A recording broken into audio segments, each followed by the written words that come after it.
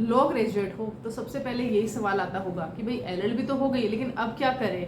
आता है ना। अब यहाँ पर हमारे साथ ऑप्शन भी बहुत रहते हैं, क्योंकि हमारे साथ में बहुत सारे हमारे दोस्त रहते हैं, कोलिग्स रहते हैं, और कहीं ना कहीं उन सब की भी अलग अलग उनकी अपने अपने सपने होते हैं, अलग अलग लाइन में वो जाते हैं। तो हम भी कहीं ना कहीं सोचते हैं कि ये अच्छी चीज़ है, ये हम कर सकते हैं, जुडिशरी की तैयारी हम कर सकते हैं। अच्छा हाँ, अभी जुडिशरी नहीं करना है, मुझे भी मास्टर्स करना है, मैं मास्टर्स कर सकता हूँ। और कभी लगता है कि यार अच्छी प्राइवेट जॉब लग रही है, उसकी मैं तैयारी कर सकता हूँ।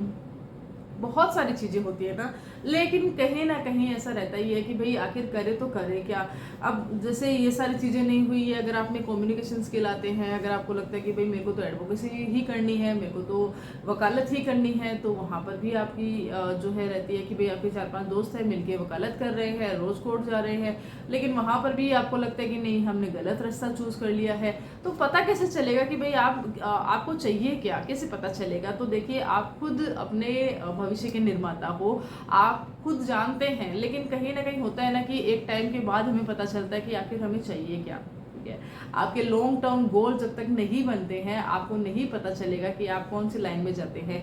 लेकिन जब पता चलता है, तब तक आपके साल 2 साल 3 साल जो है खराब हो सकते हैं, और हो सकता है ना कभी कभी नहीं भी होते हैं। कुछ कुछ लोग रहते हैं ना जो एकदम फ्रेशर्स रहते हैं और बहुत अच्छी जॉब पे चले जाते हैं। कुछ जुडिशरी में भी कुछ फ्रेशर्स आते हैं जो सीधे पहली साल या दूसरे साल के अटेम्प्ट में ही वह सिविल जज एग्जामिनेशन जैसी एग्जाम को क्लियर कर लेते हैं, होता है ना। और कुछ लोग जो ऐसे भी रहते हैं जो एडवोकेसी में भी स्टार्टिंग में भी नहीं अच्छा कर पाते हैं, और कुछ लोग स्टार्टिंग में भी बहुत अच्छा कर लेते हैं, एक लंबा समय बीतने के बाद भी कुछ लोग अच्छा नहीं कर पाते हैं। तो बहुत सारी चीज़ें रहती है। तो आपको कैसे पता चलेगा कि भाई आपने जो चूज़ किया है, जो अपना एलएलबी तो कर लिया, लेकिन अभी लीगल करियर में आगे बढ़ना है, तो अभी आपको क्या करना है। तो बहुत सारी चीज़ें देखिए, ऑल्दो बहुत सारी चीज़ें होती है, लीगल रिसर्चर की होती है, कंसल्टेंट होते हैं, प्राइवेट कंपनियां इतनी सारी जॉब दे रही है, कॉन्ट्रैक्ट बेस पे हो रहा है। इसके अलावा जो हमारी गवर्नमेंट है, मिनिस्ट्रीज है, वहाँ के डिपार्टमेंट में भी बहुत सारी जॉब्स आती रहती है। कहीं ना कहीं एक्सपीरियंस भी मांगा जाता है। अब एक्सपीरियंस के आधार पर भी आपको वहाँ पे जॉब मिलती है, तब भी आपको ये सारी चीज़ें क्रिएट करनी रहती है। लेकिन मोटा मोटी 4 जो चीज़ें रहती है, उस पर हम यहाँ पे बात करने वाले हैं कि भाई ये जो 4 चीज़ें, वो कहीं ना कहीं हर एक लो ग्रेजुएट जो अपने दिल में लेके चलता ही है कि काश मैं ये कर लूँ, या तो मैं ये कर सकता हूँ। तो उसमें क्या रहता है, पहला तो क्या रहता है भाई कि मुझे एलएलएम कर लेनी चाहिए। फिर रहता है कि क्या मैं यूपीएससी की तैयारी कर लेता हूँ। फिर रहता है कि क्या मैं ये तो अलग चीज़ हो गई है भाई, मैं इन सब के लिए नहीं बना, मुझे तो जुडिशरी ही करनी है, जुडिशरी क्रैक ही करना है। अब यहाँ पे चौथा रहता है कि नहीं, जुडिशरी तो मेरे बस की बात नहीं है भाई, यहाँ पे इतना कौन पढ़ेगा, क्योंकि एलएलबी में कहाँ इतने मेरे स्कोर है, कहाँ 50% से मैं कहाँ पे जुडिशरी क्रैक कर पाऊंगा। होता ना, अपने आप ही हम अपनी थिंकिंग कुछ ना कुछ करते रहते हैं। तो मैं तो एक एडवोकेसी में जाता हूँ, एडवोकेसी में बढ़िया मेरा करियर बन सकता है आगे, 1-2 साल सीखूंगा और लेकिन उसके बाद में बढ़िया हो जाएगा। ठीक है, ये आपके अपने तर्क होते हैं जिसके आधार पे आप अलग अलग निकल लेते हैं। पर इसमें क्या आप सफल होते हैं, क्या हर वकील सफल हो रहा है, क्या जुडिशरी करने वाला हर जो बच्चा है वह दूसरी साल या पहली साल में जुडिशरी क्रैक कर पा रहा है। या तो यूपीएससी की तैयारी के लिए आप चले गए हो, लाखों रुपए आपने लगा दिए, पूरा समय आपने दे दिया है, आपने अपने रिश्तेदारों के जाना बंद कर दिया, लोगों की फ़ोन कॉल्स लेना बंद कर दिया। तो क्या आपने यहाँ पे अपनी जो ड्रीम अपॉर्चुनिटी है उसको पा लिया है, या तो फिर आपने एलएलएम करके आपके परसेंटेज भी आप लेके आ गए हैं, और हो सकता है आपके जो 55% से भी कम परसेंट बने, आप 50% में रह गए हो। अभी आपको लग रहा है यार 2 साल 3 साल 2 साल या 1 साल हमने एलएलएम भी करी, लेकिन इसका भी फायदा नहीं हुआ है। तो यहाँ पे होता क्या है, तो 2 पॉइंट है जो मैं आपके साथ में यहाँ पे शेयर करूंगी। तो जज बनने के लिए शुरुआत करते हैं हम जुडिशरी के लिए। तो जुडिशरी का सपना देखिए हर किसी का रहता है, जो लो ग्रेजुएट रहता है वो जज बनने के लिए सोचता है। एलएलबी का मतलब ये सोचे या तो वकील बनेंगे या जज बनेंगे। बाकी धीरे धीरे उस जर्नी में पता चलता है, अच्छा ये भी होता है, ये भी होता है, ऐसे भी होता है, ये यहाँ पर भी टारगेट कर सकते हैं, ये भी हो सकता है, ये भी स्किल है, ये सारा रहता है। पर पेशेंस जुडिशरी के लिए होना चाहिए, और यहाँ पे डीप स्टडी जुडिशरी के लिए होनी चाहिए। अगर पेशेंस नहीं है तो मत जाइए जुडिशरी में। आपको रातों रात रिजल्ट चाहिए तो आप जुडिशरी क्रैक नहीं कर सकते हैं। डीप स्टडी अगर आपसे नहीं हो रही है, आप बैठ के पढ़ाई कर ही नहीं पा रहे हैं, तो जुडिशरी में मत जाइए, खुद को धोखा मत दीजिए। फिर आता है अपना ये रहता है कि भाई अभी यूपीएससी कर लेता हूँ। तो देखिए यूपीएससी के बारे में यही है कि लो सब्जेक्ट अच्छा है, ऑप्शनल अच्छा आता है, इसके साथ में आपको ये भी समझना होगा कि ये सबसे हार्ड रहती है। अब इसमें आपका बैकग्राउंड अगर लीगल का रहता है, लो का रहता है, तो कहीं ना कहीं आपको ये हेल्प दे सकती है। बात आ जाती है एडवोकेसी के ऊपर। एडवोकेट बन जाते हैं तो एडवोकेट बनने के लिए कोर्ट रूम के धक्के खाने पड़ेंगे। जो रील में दिखती है ना एडवोकेसी, कि यहाँ से वहाँ तक 1 मिनट के रील में आप देख लेते हैं कि आपने हज़ारों लाइक्स कर दिए हैं, कितने शेयर कर दिए हैं, रील को एकदम वायरल कर दिया है, लेकिन क्या वाकई में वही लाइफ होती है क्या? नहीं। रील वाली लाइफ और रियल वाली लाइफ बिल्कुल अलग होती है। आपको पूरे बोलते हैं ना कि सेशन कोर्ट, ट्रायल कोर्ट, बाकी रेवेन्यू कोर्ट, आप कमर्शियल कोर्ट, कभी आप डीआरटी भाग रहे हो, कभी कहाँ भाग रहे हो, कभी फैमिली कोर्ट भाग रहे हो, आप पूरा दिन आप जो है चक्कर काटते रहते हो। स्टार्टिंग के डेज कैसे रहते हैं ये भी रहता है। तो ये भी देख के चलिए कि आपने कभी इतनी जो है आप हमेशा कंफर्टेबल लाइफ में चल के आए हो और अभी आपको जो है ऐसी लाइफ मिलने वाली है। ठीक है, ये भी देखना पड़ेगा। लेकिन ऐसा नहीं है कि इसी में ऐसा ही होता है, इसके लिए भी स्किल्स होती है, आपके साथ में आगे शेयर करने वाली हूँ वैसे भी मैं। और अब रहता है एलएलएम की भाई बीए माफ कीजिएगा, हमने एलएलबी तो कर ली है, अभी एलएलएम भी करते हैं। एलएलएम करनी है तो आप सोच के रखिए आप एलएलएम कर क्यों रहे हो।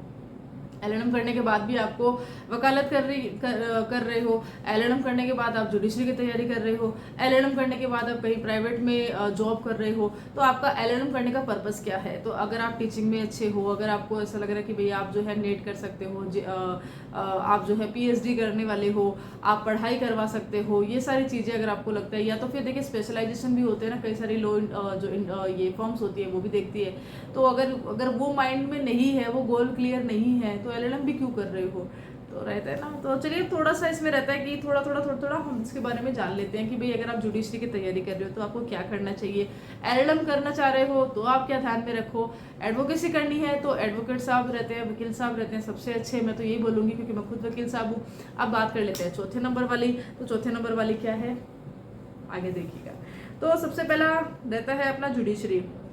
जुडिशरी एक बहुत अच्छा सपना है, हर किसी को देखना चाहिए, बिल्कुल देखना चाहिए।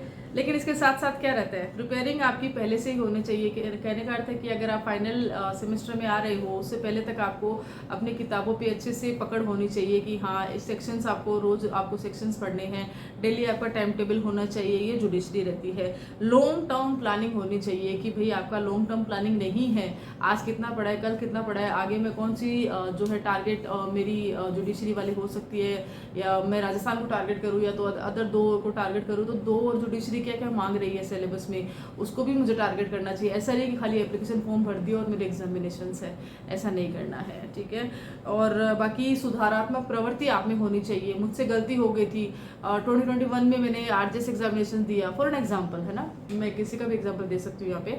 तो मान के चलिए कोई बोलता है कि मेरा 2021 में मैंने आरजेएस दिया बट यहाँ पर मेरा नहीं हुआ, ऑल्दो मैंने बहुत अच्छे से तैयारी करी थी, तो अभी उसने वो चीज़ छोड़ दी, वो यहाँ पे हताश हो गया, डीमोटिवेट हो गया।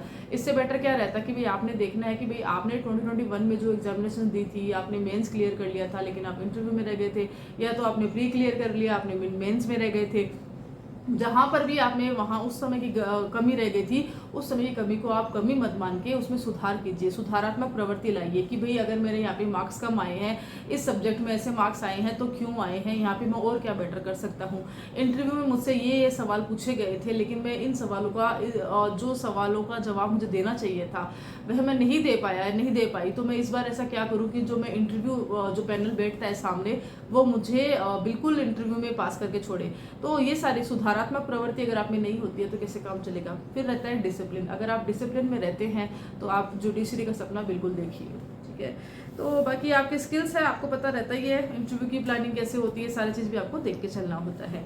एडवोकेट की बात कर लेते हैं कि भाई अगर आप एडवोकेसी में आना चाहते हैं तो एडवोकेसी के लिए आपके लिए क्या टिप्स रहेंगे। एडवोकेसी के लिए सबसे ज़रूरी रहता है कि भाई आपका स्किल्स कैसे है, आप में कम्युनिकेशन स्किल होना चाहिए और आपकी आवाज़ में तेज़ी होनी चाहिए। अगर आप नॉर्मल अगर आप ऑफिस वर्क कर रहे हैं दैट इज़ ओके, आपके व्यवहार में होना चाहिए, आप में क्लाइंट के साथ डील आपको करना है, आपने बार बेंच के साथ वर्क करना है।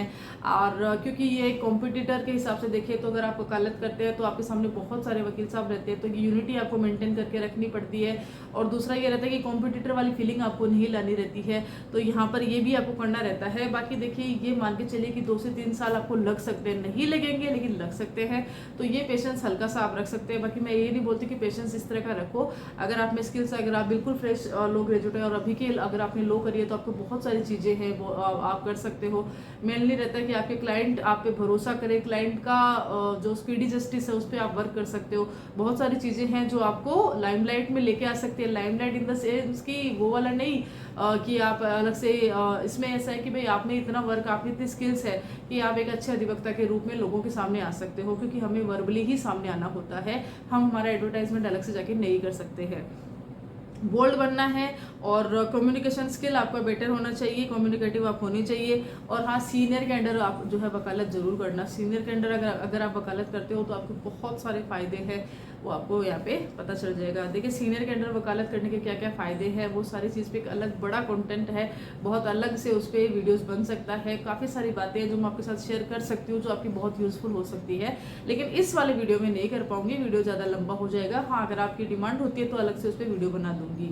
बात करते हैं यूपीएससी की। यूपीएससी में अगर आप जाना चाहते हो, अगर आपको इच्छा है कि भाई मैं प्रशासनिक सेवा में जाऊँ, मैं देश के लिए करूँ, ऐसा होता है ना कि अंदर से थॉट आती है, जुडिशरी भी नहीं करना, एडवोकेसी भी नहीं करना, कोई अदर हमें फर्दर जो स्टडीज़ है उसमें भी नहीं जाना है, तो अब अभी क्या करना है? तो अभी आप आ गए हो यहाँ पर यूपीएससी में, आपके देश के लिए यहाँ पर आप सोच रहे हो, तो यहाँ पे सिलेबस काफ़ी ओवरलैपिंग होता है। ध्यान के रखना कि भाई यहाँ पे लो तो रहता है, ये लो तो ऑप्शनल में रहता है, उसके अलावा आपको बहुत सारी चीज़ें जो पढ़नी है, तो आपका जो इंटरेस्ट है वह बहुत सारी जगह पे जाएगा। बिल्कुल आप सोसाइटी से कट एक बार आपको होना पड़ेगा जब तक आप उसकी तैयारी कर रहे हो।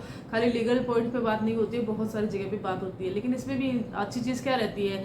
अच्छी चीज़ ये रहती है कि यहाँ पे जीएस पेपर्स जो रहते हैं यहाँ पर आपकी मदद कर सकते हैं। उसके अलावा एथिक्स जो रहता है वो कर सकते हैं, और लो ऑप्शनल जो रहता है अच्छा स्कोरिंग रहता है, तो यहाँ पर ये आप जो है आपके लिए अच्छा हो सकता है। बाकी कंसिस्टेंट रहिए पढ़ाई, अगर आपको लगता है कि आप कंसिस्टेंसी रखते हैं पढ़ाई में, तो आप यहाँ के लिए भी अप्लाई जो है अपने करियर के रूप में इसको चूज कर सकते हैं। बात कर लेते हैं एलएलएम की, जो मास्टर्स डिग्री रहती है। कई बार होता है कि हम मास्टर्स डिग्री ले लेते हैं, उसके बाद में हम एडवोकेसी कर रहे होते हैं। बुराई कुछ नहीं है, हर कोई अपनी डिग्री लेता है, इसमें कुछ नहीं। लेकिन अगर आपको ऐसा है कि मुझे मास्टर्स करके ही इसी करियर में आगे बढ़ना है, तब आपके लिए ये वीडियो है। तो यहाँ पर आप अगर आप इंडिया में हैं, अगर आपका ऐसा माइंड थॉट है कि मुझे फॉरेन में जाना है, मुझे विदेश शिफ्ट होना है और मुझे एलएलएम करना है और वहाँ पर मुझे एक अच्छी अर्निंग करनी है, तो बेस्ट ऑप्शन तो वो रहेगा आपके सामने, ठीक है। और इंडिया में भी अगर आप आ रहे हैं तो आप टीचिंग लाइन में जा सकते हैं, रिसर्च में आप बेटर काम कर सकते हैं। कई सारी कंपनियां जो जोड़ती है और रिसर्च में एलएलएम मांगा जाता है। उसके अलावा आपने देखा हो कई जगह पे डिज़ायरेबल जो आपकी एजुकेशन क्वालिफिकेशन में एलएलएम मांगा जाता है। और स्पेशलाइजेशन अगर आपने एलएलएम किया है किसी भी चीज़ में, जैसे बिजनेस लॉ है, क्रिमिनल लॉ है, और अदर आपने स्पेशलाइजेशन किया है, तो वहाँ पे बड़ी बड़ी जो लॉ फॉर्म्स रहती है वहाँ पर वो आपको मांगती है कि भाई आपके पास ये डिग्री है तो आप हमारे साथ काम कीजिए, तो वहाँ से आप जुड़ सकते हैं। तो आपका कहीं ना कहीं जो आपका जो इनर पीस रहती है ना, वो रहती है, आप खुश रहते हो अपने करियर से कि भाई जो आपने पढ़ाई करी, जो आपने चाहा, उसी करियर में आपको जगह मिली है। तो आप यहाँ पर ये सब रहता है। बाकी सारी चीज़ यही है कि सपने बहुत है, चीज़ें बहुत है। एलएलबी करने के बाद में आपको बहुत भटकाव भी आते हैं, आए दिन कोई ना कोई जॉब्स आती है। देखिए कोई दिक्कत नहीं है, लेकिन अपने लिए आपके लिए क्या सूटेबल आप ज़रूर देखिए। अगर आपको रिसर्चर बनना है तो आप में ये एबिलिटी होनी चाहिए, स्किल्स होनी चाहिए कि आप जो है रिसर्च कर पाइए। रिसर्च करना एक अच्छी थॉट है, लेकिन अगर आप इसमें वर्क करते हैं तो आपको घंटों जो है कि पीसी के सामने बैठना पड़ता है, लैपटॉप के सामने बैठना पड़ता है, आपको बहुत सारी रिसर्च करनी पड़ती है। आपके लिए वो बैठना, पेशेंस रखना, आपको हर एक चीज़ को लिंक करना, वर्किंग आवर्स को मैनेज करना, वो हर चीज़ आप पे डिपेंड करेगी। एडवोकेट्स आपको बोलिए कि भाई वर्किंग आवर को मैनेज कीजिए, वो अपने हिसाब से भी वर्किंग करते हैं, लेकिन अगर आप किसी जॉब में जा रहे हैं तो वहाँ पर आपको अपनी डिपार्टमेंट के हिसाब से वर्क करना रहता है, जितना काम वो जैसे देते हैं, फिर बाद में आपको ये चीज़ लोड ना लगे, इस चीज़ का आपको विशेष ध्यान देना होता है। तो ये था एक छोटा सा वीडियो रिगार्डिंग, क्योंकि बहुत सारे क्वेश्चन आते हैं कि भाई एलएलबी होगी अब क्या करे, क्या नहीं करे, क्या ये करना चाहिए, क्या वो करना चाहिए। तो बहुत छोटी सी कोशिश करी है, सिर्फ 4 जो पॉइंट है उस पर बताने की कि भाई अगर ये 4 पॉइंट भी आप चूज करते हो तो इसके लिए आपकी जो मनोदशा क्या हो रही है, आपने अपने लिए गोल क्या बनाया है।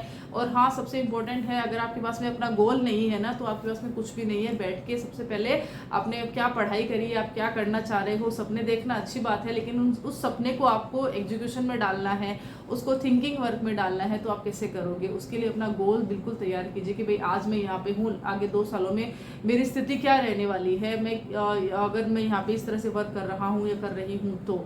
अगर आप जुडिशरी की तैयारी कर रहे हैं तो जुडिशरी के टिप्स को बिल्कुल देखना आप, और अगर आपको एडवोकेसी के टिप्स चाहिए और भी चीज़ चाहिए तो आप जो अलग से मुझे बोल सकते हैं, उस पर भी कमेंट कर सकते हैं।